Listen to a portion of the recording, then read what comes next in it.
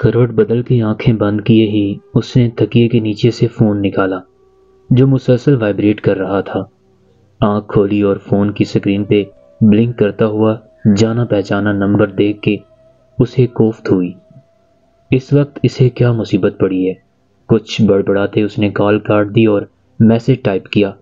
اس وقت بات نہیں کر سکتا، وہ ساتھ سو رہی ہے۔ میسج سینڈ کر کے وہ جواب کا انتظار کرنے لگا۔ فون کی سکرین لائٹ جو آف ہو گئی تھی، میسج رپلائی آنے پہ آن ہوئی۔ اس نے جلدی سے میسج دیکھا اور ساتھ ہی اپنے بستر سے اٹھ بیٹھا۔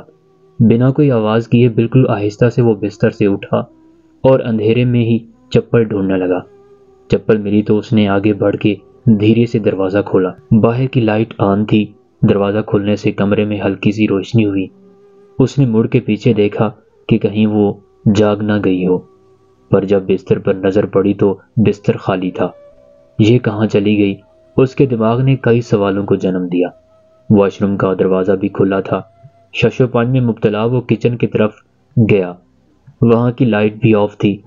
اگلے 10 منٹ میں اس نے پورا گھر چھان لیا، لیکن اس کا کچھ پتہ نہ چلا۔ آواز دے کے پکارنے سے اجتناب کیا کہ کہیں ساتھ والے کمرے میں سوئی ماں جی کی آنکھ نہ کھل جائے۔ حیرانی ایک دم سے پریشانی اور غصے میں بدل لی۔ اس کا فون دوبارہ وائبریٹ کرنے لگا۔ بڑی بے دلی سے کال کاٹ کے وہ ادھر ادھر دیکھنے لگا۔ سوچوں میں گم ماں کی بات اس کے خیال میں گونجی، بیٹا آج کل تیری بیوی کے لچھن مجھے ٹھیک نہیں لگ رہے۔ گھنٹوں کمرے کا دروازہ بند کر کے پتہ نہیں کس سے فون پہ لگی رہتی ہے۔ ابھی کچھ دن پہلے ہی ماں جی نے اپنے شک کا اظہار کیا تھا، لیکن اس نے بات پہ دھیان نہ دیا۔ کہیں چھت پہ نہ ہو۔ دماغ میں سوالوں کا انبار لیے وہ سیڑھیاں چڑھنے لگا۔ ابھی اس کا پاؤں آخری سیڑھی پہ نہیں پڑا تھا، ایک سرگوشی سن کے وہ وہیں رک گیا۔ میں اس کی بیوی تو بن گئی، لیکن اسے مجھ میں دلچسپی نام کی نہیں ہے۔ ہمارے بیچ زور زبردستی کا رشتہ چل رہا ہے۔ جب پہلی بار میں نے ان کے فون میں کسی لڑکی کے غیر اخلاقی میسج پڑھے تو بہت روئی۔ دل کی ان سے کہوں پر ڈر گئی کہ کہیں غصے میں آ کر طلاق ہی نہ دے دیں۔ جب میں سو جاتی تو وہ گھنٹوں کسی سے فون پہ باتیں کرتے رہتے۔ میں اپنے آپ کو اندر سے کھاتی رہی، لیکن کتنی دیر برداشت کرتی؟ کوئی تو ہو جو میرے دل کی بات سنے، پر جب سے تم میری زندگی میں آئے ہو تو لگتا ہے کوئی اپنا ہے جو پرواہ کرتا ہے۔ میں جب بھی پریشان ہوتی ہوں تو تمہیں یاد کرتی ہوں۔ تم سے بات کر کے دل کا بوجھ ہلکا ہو جاتا ہے۔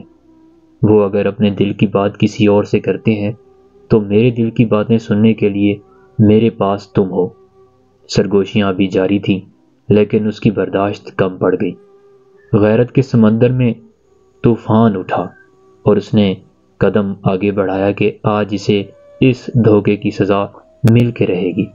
اتنے میں اس کے فون نے پھر سے وائبریٹ کرنا شروع کیا۔ سارے جذبات ایک دم ٹھنڈے پڑ گئے۔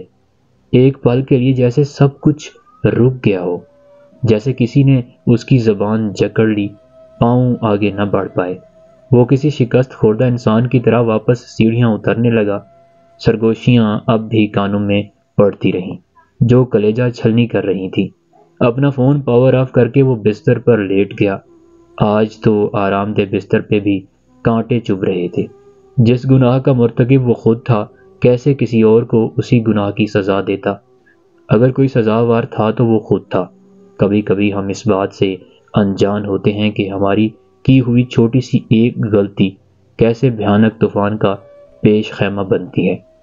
پڑھنے میں شاید یہ ایک کہانی ہے، لیکن اس میں چھپی حقیقت سے ہم سب آشکار ہیں۔